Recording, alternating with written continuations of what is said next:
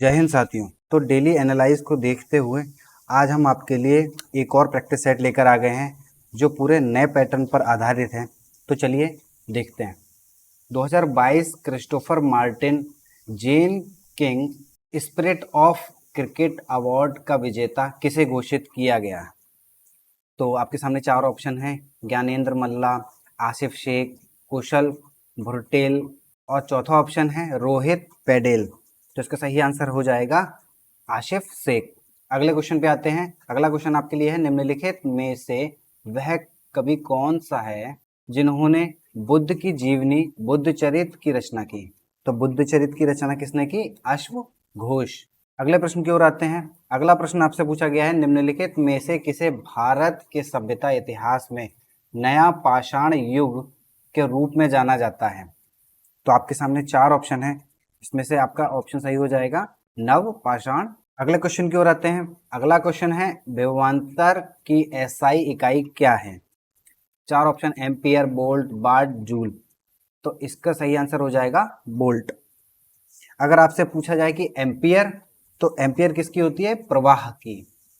ऐसे ही वाट, तो वाट होती है बल की। अगर जूल का पूछ लिया जाता है, जूल किसकी होती है? ऊर्जा। चलिए अगले प्रश्न की ओर चलते हैं। अगला प्रश्न आपसे पूछा गया है, वांडीवाश के युद्ध में अंग्रेजी और फ्रांसीसी सेनाओं ने एक दूसरे के विरुद्ध किस वर्ष जंग लड़ी थी? तो चार ऑप्शन है: 1760, 1748, 1749, 1763। तो इसका सही आंसर हो जाएगा 1760। अगले प्रश्न की ओर चलते हैं। अगला प्रश्न है, वर्ल्ड हैप्पीनेस रिपोर्ट 2023 के अनुसार भारत की रैंक क्या है? 142, 126, 132, 139। तो इसकी सही आंसर हो जाएगा 126। अगर इसमें यह पूछा जाए कि सबसे पहले स्थान पे कौन है, तो पहले स्थान पर है फिनलैंड। वह अगर आपसे यह पूछा जाए कि सबसे आखिरी स्थान पे, आखिरी पायदान पे कौन है, तो वह है अफगानिस्तान। अगले प्रश्न की ओर चलते हैं। अगला प्रश्न है, नवंबर 2022 में मेजर ध्यानचंद खेल रत्न पुरस्कार 2022 के लिए किसे चुना गया? तो इसका सही आंसर हो जाएगा शरत कमल अचंता। अगले प्रश्न की ओर चलते हैं। अगला प्रश्न है, कितने भारतीय राज्य बांग्लादेश के साथ अपनी सीमा साझा करते हैं? ऑप्शन है 3, 4, 6, 5। तो इसका सही आंसर हो जाएगा 5। अगर आपसे पूछ लिया जाता है कि कौन कौन से राज्य हैं, तो वो पहला है अरुणाचल प्रदेश, दूसरा है नागालैंड, तीसरा है मणिपुर, चौथा है म्यांमार। अगले प्रश्न की ओर आते हैं। अगला प्रश्न है, संविधान के अनुच्छेद 80 के तहत राष्ट्रपति के पास विज्ञान, कला, साहित्य इत्यादि से संबंधित विशेष ज्ञान और व्यवहारिक अनुभव रखने वाले व्यक्तियों में से व्यक्तियों को राज्यसभा में मनोनीत किया जाने का प्रावधान है। तो वह 12 व्यक्तियों को मनोनीत किया जाने का प्रावधान है। अगले प्रश्न की ओर चलते हैं। अगला प्रश्न है, निम्नलिखित में से कौन सा विटामिन ए की कमी से होने वाला रोग है जिसे थायमीन की कमी के रूप में भी जाना जाता है? तो वह बेरी।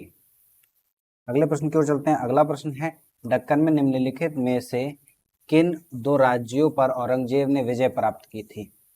तो इसका सही आंसर हो जाएगा बीजापुर और गोलकुंडा। अगला प्रश्न देखते हैं, कुचिपुड़ी नृत्य की किस विशेषता में पीतल की प्लेट के किनारों पर नृत्य के पैर शामिल होते हैं? तो इसमें हो जाएगा तरंगम।